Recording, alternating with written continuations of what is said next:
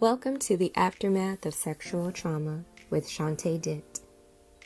Today I'm speaking to the individuals who struggle with the statements, "It was your fault. You asked for it." These are statements that are often spoken by individuals who lack empathy or understanding of what sexual violation is all about. These are also statements that victims will cling onto and take on as their truth, which is why I'm giving it some attention today.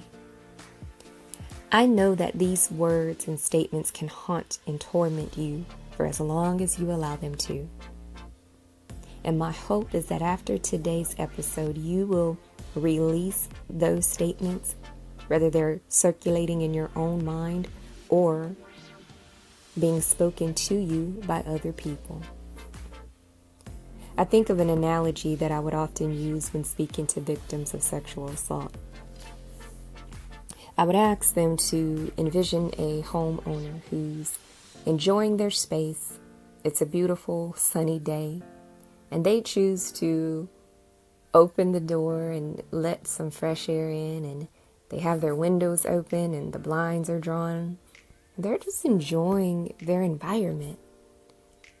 And one day there's someone walking down the street and they see this home. The door is open, the blinds are raised, and this fresh air is flowing freely. Well, with the door being open and the blinds raised, this individual is looking at this home and, wow, look at that huge flat screen TV on that wall. And wait a minute, is that cash that I see on the table? What? Diamond earrings on the coffee table? Oh man, I want that. Now, of course, this individual is walking by and they observe this home with the doors open and the blinds raised and the air is flowing freely. They are observing the home that belongs to another person and not them. They see something in this home that they want, and they choose to enter into this home without permission and take what does not belong to them. They choose to enter into this home and take items that were not freely given. And for some reason, they believe that it is their right to take it because it's what they want.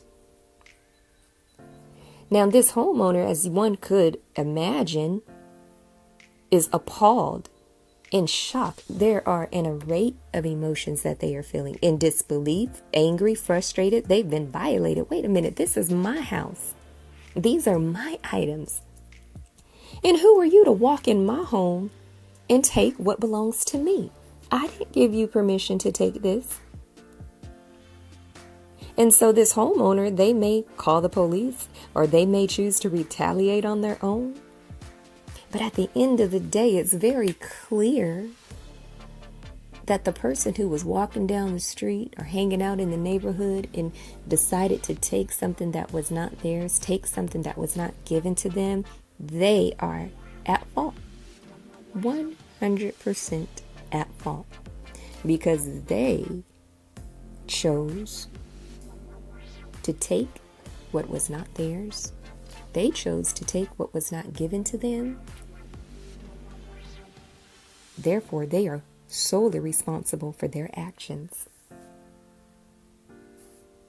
Now, if you see this episode on the news, breaking news, a homeowner, there is a home invasion, and I guarantee when you look at this episode or this news report, you're not necessarily thinking, oh yeah, the person walking down the street had a right to take whatever they saw in that house. The door was open. As a matter of fact, that homeowner asked for it. As a matter of fact, it was the homeowner's fault because, they just shouldn't have had all that stuff. I know it was a hot and sunny day, but no one told them to, open the door and keep the blinds open for the fresh air to flow. So, it's their fault.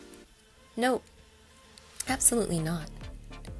we give the responsibility to where the responsibility belongs. We see the criminal for who they are, and we see the victim for who they are. And I use this analogy to hopefully help individuals understand how absurd it is for one to blame a victim for being sexually violated. There are other myths that come with the attire. It was what this person wore. It was how this person was behaving. It was because this individual was under the influence. And there's so many excuses and reasons and blaming and shaming that is geared towards the victim, which is so insensitive to someone who is experiencing the aftermath of being violated. In whatever form the violation occurred, it's a violation, and it's traumatic. And if you're struggling with those statements, my prayer is that you would make a definite decision today that you will not take on the blame or the responsibility of what someone chose to do to you. They made a decision to violate you, and it's wrong, 100% wrong.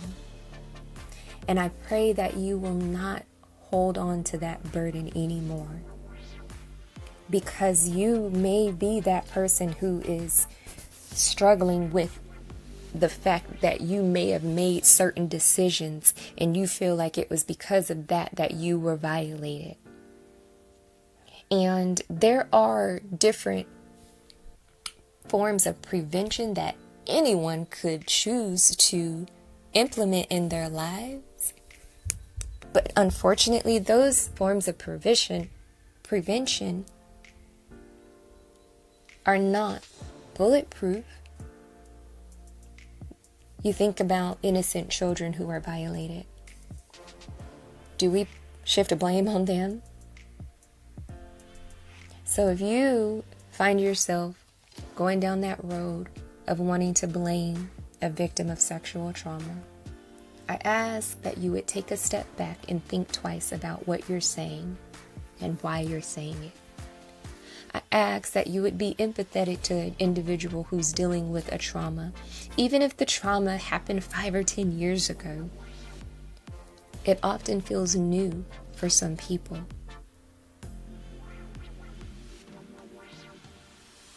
It was your fault is a myth. You asked for it is a myth. And I hope that today you would dispel those myths and release yourself from that burden. I hope that today that we would stop pointing the finger at victims and making it as if it was something they did that caused the violation. Absolutely not. Perpetrators must take full responsibility for their actions.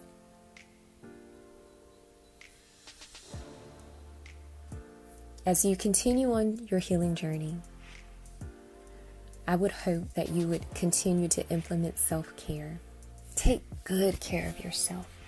And a part of that self-care should include comforting yourself to know that it was not your fault.